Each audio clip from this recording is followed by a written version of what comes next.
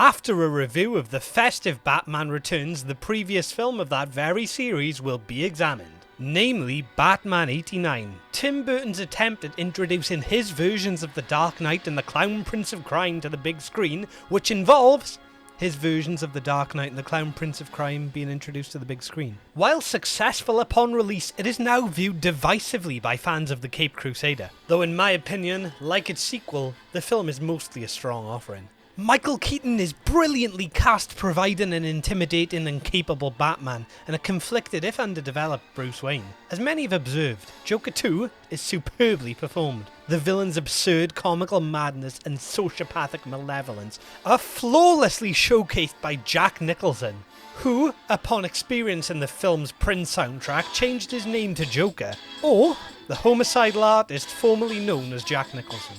While Bruce Wayne's love interest Vicki Vale, played by Kim Basinger, is also in this film. Both lead characters are enriched by brilliantly designed costumes, and further embellished by a wide array of inventive gadgets and items, including the face paint Joker uses to hide his shocking white pallor, or Batman's grappling hooks, which this film actually introduced. The brilliance of the costume designs applies to other visuals, with the heavily stylized film noir sci-fi influenced Gotham City creating a fantastical effect, fusing technology and fashion from several time periods, an aesthetic that in particular seems to have heavily influenced the series Gotham. The ambiguous time period concept seems to be slightly disrupted by the fact that Prince music actually exists in the universe of Batman 89, however, there's also a chance that Prince's music exists beyond time, like Dr. Manhattan. The film's story is simple, but often gripping and logically heightened, an approach I assume in particular influenced the series Gotham. Batman 89 is flavoured with intriguing ideas that a more complicated story wouldn't necessarily allow time for, including a memorable, well-performed supporting cast, featuring the likes of Michael Gough as loyal butler Alfred, Billy D. Williams as District Attorney Harvey Dent, Robert Wuhl as new character and intrepid reporter Alexander Knox,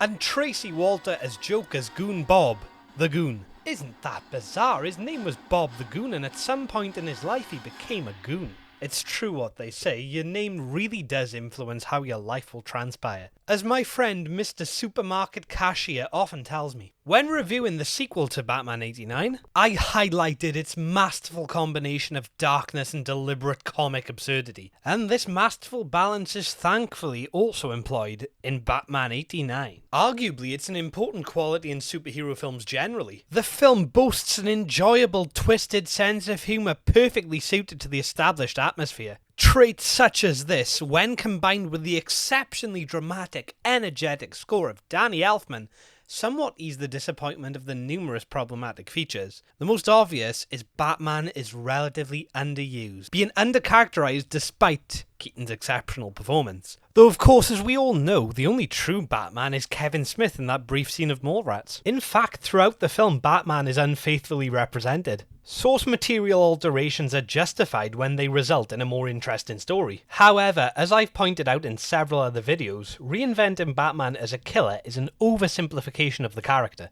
and if anything, provides audiences with less of a reason to sympathise with him. This is in fact a recurring argument in the video of YouTuber High Top Films entitled Batman 1989 is a bad Batman movie. While I am ultimately somewhat more forgiving of these issues than High Top, his arguments are extremely valid.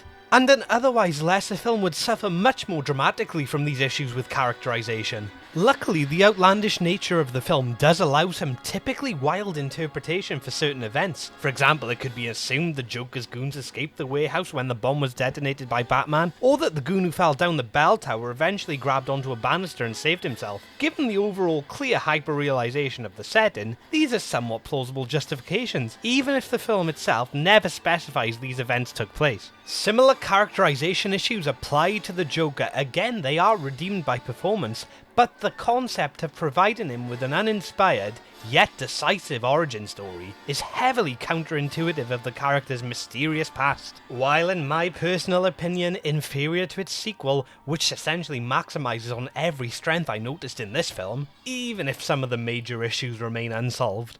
Batman 89 is an extremely enjoyable comic book movie, blemished only by some questionable character decisions, and earns a 7 out of 10 that may even extend after further reflection or viewings.